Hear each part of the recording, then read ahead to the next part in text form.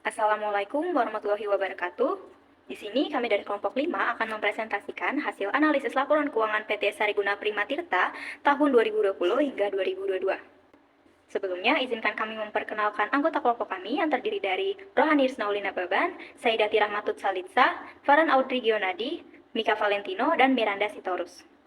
Sebelum masuk ke pembahasan, baiknya kita mengetahui profil perusahaan yang akan kami analisis, yaitu yang bernama PT Sariguna Prima Tirta Tbk, di mana tanggal berdirinya tahun 1988 dan tanggal go publiknya 5 Mei 2017, dengan kode saham dan obligasi Cleo.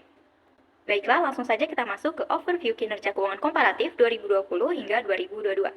Setelah melakukan analisis laporan keuangan komparatif perusahaan, kami mendapatkan data-data sebagai berikut, yaitu ada aset, liabilitas, ekuitas, laba, kemudian kas dan setara kas, arus kas aktivitas operasional, arus kas aktivitas investasi, dan arus kas aktivitas pendanaan. Dari setiap komponen tersebut dapat dilihat bahwa ada terjadi kenaikan dan penurunan yang tidak konsisten pada setiap komponen yang kami analisis. Dari hasil analisis serta data yang kami dapatkan tersebut, kami dapat menyimpulkan bahwa kinerja perusahaan dalam menjalankan kegiatan bisnis utamanya, yaitu menjual produk, sudah baik karena mengalami peningkatan, sehingga laba yang diperoleh pada tahun 2021 dan juga 2022 pun mengalami peningkatan. Namun, sepertinya dalam manajemen aset, terutama kas, masih mengalami masalah. Kami menyimpulkan demikian karena pada komponen laporan posisi keuangan memang aset perusahaan meningkat. Namun, ketika melihat laporan arus kas, maka dapat diketahui bahwa peningkatan aset ini bukan merupakan hasil dari kinerja operasional perusahaan. Bahkan, pada aktivitas operasional, arus kas perusahaan terjadi penurunan. Sedangkan arus kas dari aktivitas pendanaan mengalami peningkatan yang cukup tinggi, sehingga dapat diketahui bahwa adanya kenaikan aset perusahaan terjadi karena perusahaan menambah pinjaman atau liabilitas mereka. Hal ini dapat dibuktikan dengan adanya peningkatan liabilitas tahun 2022. Sedangkan berdasarkan analisis dan pemahaman kami menyimpulkan bahwa kinerja perusahaan yang paling baik adalah dalam mencairkan piutang dari pihak ketiga, yaitu yang terjadi pada tahun 2022. Sehingga uang hasil pencairan piutang tersebut dapat dikelola dan diputarkan dengan baik, maka akan sangat membantu perusahaan dalam kegiatan bisnisnya. Sehingga perusahaan tidak perlu mencari-cari pinjaman dari pihak lain yang pastinya terdapat bunga dalam pelunasannya. Baiklah, materi selanjutnya akan disampaikan oleh teman saya. Materi selanjutnya yaitu analisis perbandingan. Dalam melakukan analisis perbandingan keuangan perusahaan, kami menggunakan metode horizontal, yaitu membandingkan pos-pos keuangan di tahun 2020 hingga 2021 dan 2021 dengan 2022, guna mengetahui kinerja keuangan dalam periode akuntansi. Dari tabel tersebut dapat dilihat presentasi perubahan tiap-tiap pos pada periode 2020 hingga 2021, di mana perubahan paling menonjol terdapat pada kas dan persekot biaya lancar. Kas mengalami perubahan negatif paling tinggi dibandingkan pos lainnya, yaitu mengalami penurunan sebesar 79%. Hal ini diakibatkan adanya pembayaran dividen atas aktivitas pendanaan yang hampir mencapai 60 miliar, yang dimana pada tahun sebelumnya perusahaan tidak membayar dividen. Persekot biaya lancar mengalami kenaikan yang sangat signifikan, yaitu mencapai 183%. Namun, bila dilihat dari pengeluaran kas di setiap aktivitasnya, penambahan ini sepertinya tidak dibayar menggunakan kas, karena tidak ada kas yang keluar untuk melakukan pembayaran persekot biaya lancar. Dan perubahan pos-pos lainnya yang tidak terlalu signifikan dapat dilihat pada tabel. Pada tabel analisis perbandingan tahun 2021 hingga 2022, kas masih mengalami penurunan sebesar 48%. Ini merupakan hal yang tidak baik bagi perusahaan, karena artinya perusahaan belum mampu mengembalikan angka normal kasnya sebelum terjadi penurunan. Pada periode ini, piutang usaha meningkatkan yang sebesar 56% dan piutang lainnya mengalami peningkatan sebesar 20%. Serta pos-pos lainnya dapat dilihat pada tabel. Perubahan yang sangat signifikan juga dialami pada liabilitas jangka panjang, yaitu meningkat sebesar 82%. Peningkatan ini terjadi karena adanya penerimaan utang bank pada periode tersebut. Selanjutnya, analisis tren. Berdasarkan grafik tren, laporan posisi keuangan menunjukkan bahwa saldo laba perusahaan adalah komponen keuangan yang mengalami peningkatan selama 3 tahun berturut-turut dengan angka peningkatan yang cukup signifikan. Ini merupakan hal yang baik bagi perusahaan di mana perusahaan dapat selalu memaksimalkan keuntungan. Kenaikan saldo laba terjadi karena penjualan yang semakin meningkat dengan beban yang semakin menurun, diikuti dengan komponen aset mengalami peningkatan.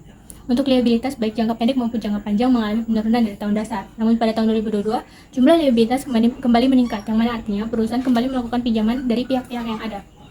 Berdasarkan grafik tren laba rugi, penjualan pada tahun 2020 sempat mengalami penurunan jika dibandingkan tahun 2019. Penurunan ini terjadi karena adanya dampak pandemi COVID-19, namun perusahaan segera memecahkan masalah penurunan penjualan ini.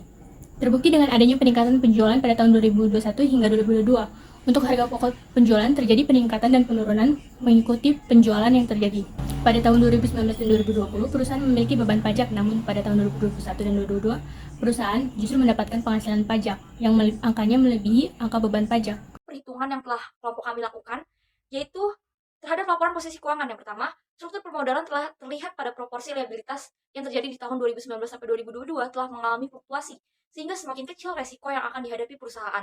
Dan ekuitas tahun 2019 sampai 2022 ternyata telah mengalami perubahan meningkat, yaitu karena hal ini disebabkan perusahaan yang telah mengalokasikan sebagian dananya untuk aset dan sebagian besar dari modal sendiri, sehingga telah memperlihatkan perkembangan keuangan perusahaan yang semakin kuat. Sedangkan pada tahun 2019 sampai 2022, liabilitas telah mengalami peningkatan sehingga semakin besar resiko yang akan dihadapi oleh perusahaan.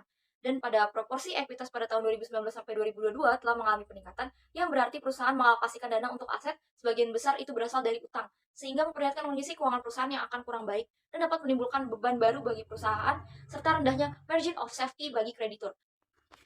Bisa dilihat dari laporan Komosize terhadap laporan laba rugi ini, yaitu hasil analisisnya dapat dilihat bahwa penjualan telah mengalami penurunan pada tahun 2020. Penurunan penjualan ini mungkin disebabkan oleh aktivitas pandemi COVID-19 yang saat itu sedang berlangsung. Namun sepertinya perusahaan cukup mampu nih dalam manajemen kinerjanya, sehingga penjualan dapat meningkat kembali pada tahun 2021 dan 2022. Penurunan serta peningkatan ini juga diikuti dengan naik turunnya atau fluktuasi dari kontribusi antara HPP dan juga laba bruto terhadap penjualan. Rasio likuiditas perusahaan Cleo yang pertama yaitu pada tahun 2020 hingga tahun 2022, kami dapat menarik beberapa analisis yang memberikan gambaran mengenai kondisi likuiditas perusahaan. Jadi rasio likuiditas perusahaan telah mengalami fluktuasi yang signifikan selama beberapa periode. Pada tahun 2020, rasio ini telah mencapai 172,28%, namun mengalami penurunan sebesar 19,29% pada tahun 2021, sebelum kembali meningkat sebesar 28,24% pada tahun 2022. Menurut pengamatan dari kelompok kami dapat menyimpulkan bahwa penurunan pada tahun 2021 telah disebabkan oleh peningkatan liabilitas jangka pendek yang cukup signifikan, sedangkan pada aset lancar hanya mengalami sedikit peningkatan. Sedangkan kenaikan pada tahun 2022 dapat mengindikasikan perbaikan dalam manajemen likuiditas dan juga adanya jumlah liabilitas dalam jangka pendek yang diikuti dengan peningkatan jumlah aset yang lancar dan cukup signifikan. Yang kedua yaitu rasio cepat juga mengalami peningkatan yang sangat signifikan, karena pada tahun 2020 rasio ini telah mencapai 96,37% dan mengalami penurunan sebesar 20,13% di tahun 2021, serta kembali naik sebesar 15,10% pada tahun 2022. Sama halnya dengan rasio lancar, ternyata penurunan rasio cepat pada tahun 2021 ini dapat disebabkan oleh penurunan aset lancar. Dan begitu pula dengan kenaikan yang terjadi pada tahun 2022, dapat kita lihat kenaikan ini terjadi karena adanya peningkatan aset yang lancar dan cukup signifikan pada tahun tersebut. Selanjutnya, saya akan membahas tentang analisis DuPont. Analisis DuPont adalah pendekatan untuk memecah rasio pengembalian ekuitas atau return on equity menjadi beberapa rasio tertentu. Ini membantu perusahaan untuk mengetahui mengapa ROE perusahaan lebih unggul dari pesaing. Secara sederhana, rumus ROE yaitu laba bersih dibagi dengan ekuitas pemegang saham. Akan tetapi, rumus tersebut dirasa kurang dalam mengetahui kinerja fundamental perusahaan. Oleh sebab itu, dalam analisis DuPont, terdapat perhitungan lainnya yang lebih kompleks, yaitu ROE sama dengan margin laba bersih dikali rasio perputaran aset dikali leverage keuangan.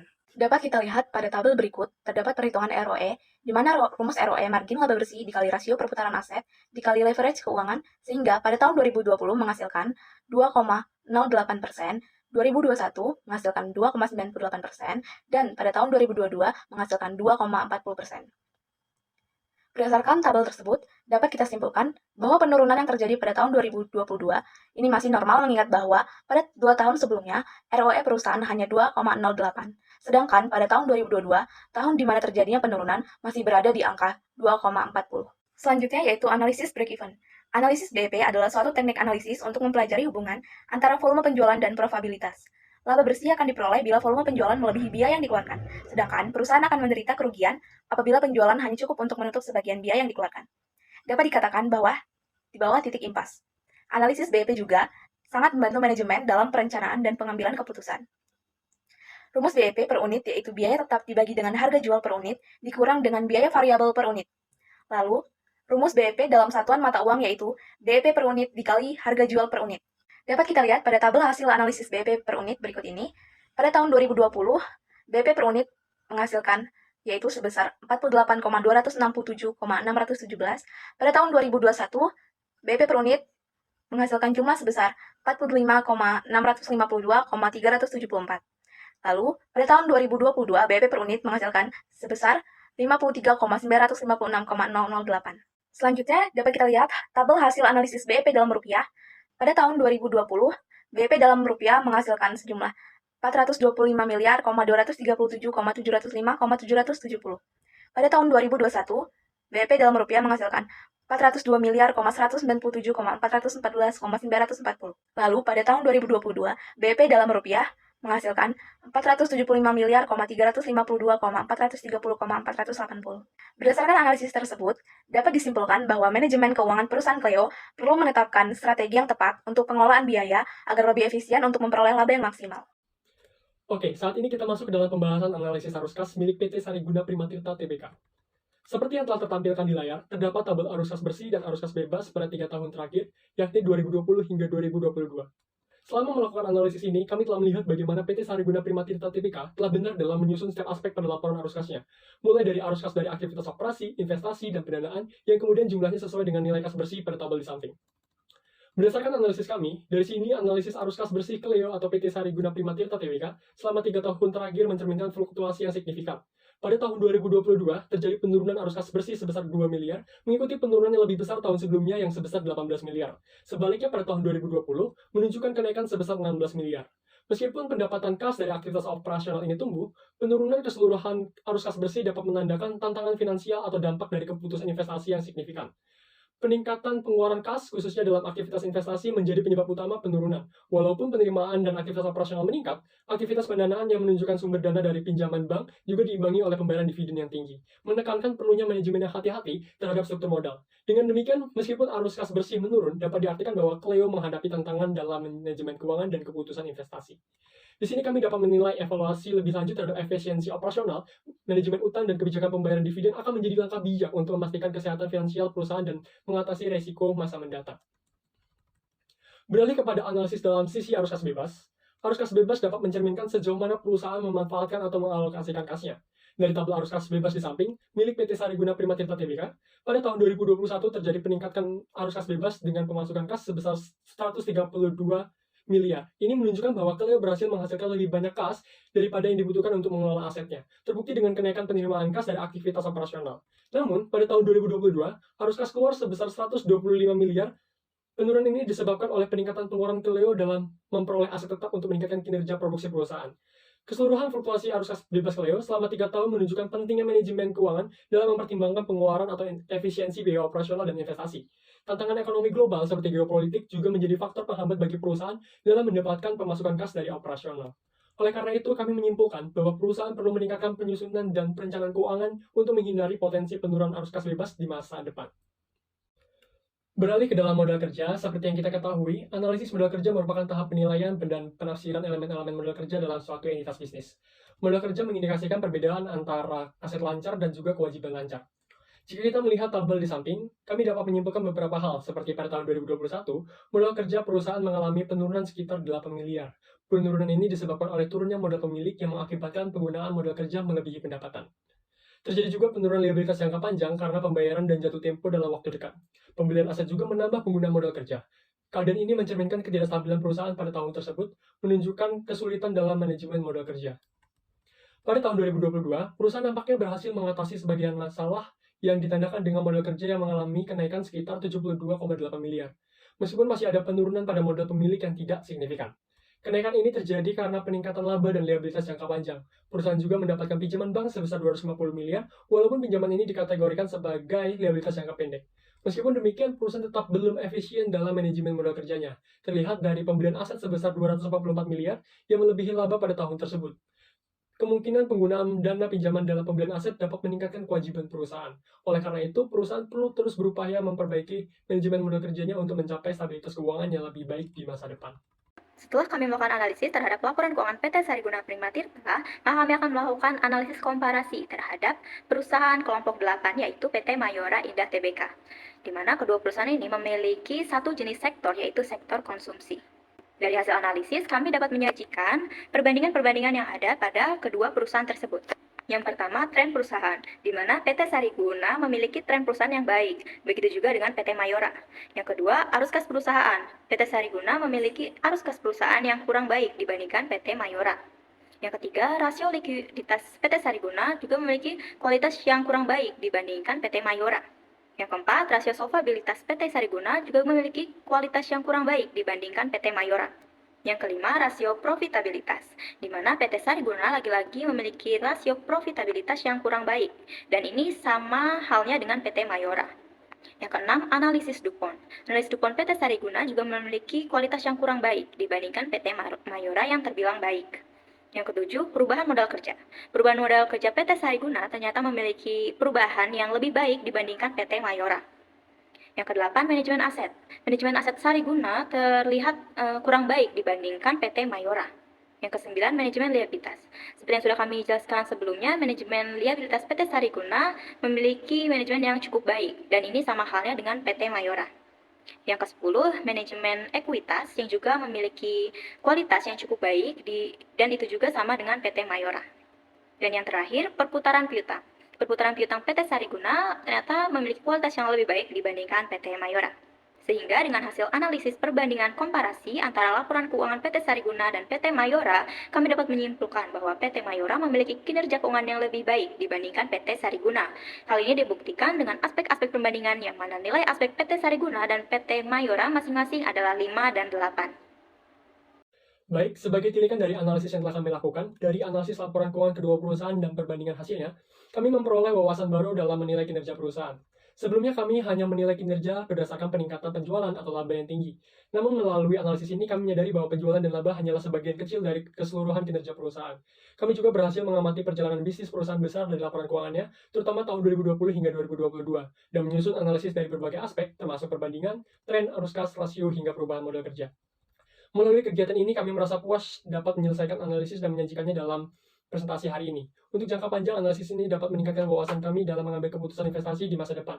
Kami dapat memperhatikan kinerja perusahaan melalui aspek-aspek yang telah dianalisis sebelum berinvestasi, sehingga kami lebih yakin dan percaya diri.